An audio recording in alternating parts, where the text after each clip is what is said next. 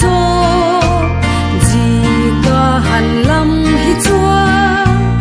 vai rim anam rum rum ai eng om si lo vin eng ka ti ta chu ha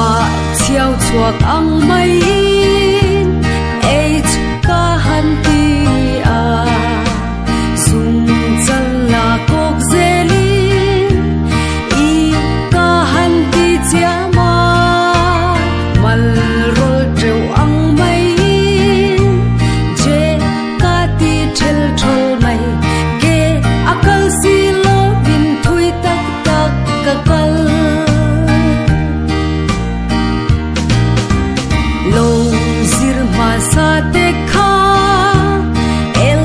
ngot ka tum ta a lum ti om tak mai em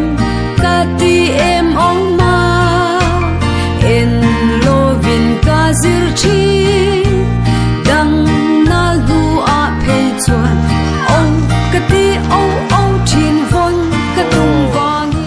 dining room akal lo kang apai bak lo ben dining room yo di pa chin tu rasin tro ro pui tro di kha ka lam a pia lo le ja ni ka pi po ka she thi lo le lo le ja ni ka lam e ro chua so po po ni tro sum mun ka a she chi men choi kha thi